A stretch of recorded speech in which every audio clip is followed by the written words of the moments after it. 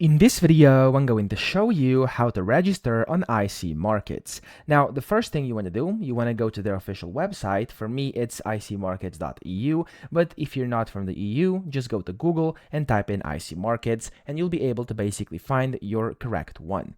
Now, here to register, you want to click on Start Trading Now. And then you have to create either a live trading account or a demo account. So of course, this is completely up to you. You can do either of these. And then after you do it, you put in all the info over here or all the info over here, which of course will take a few minutes.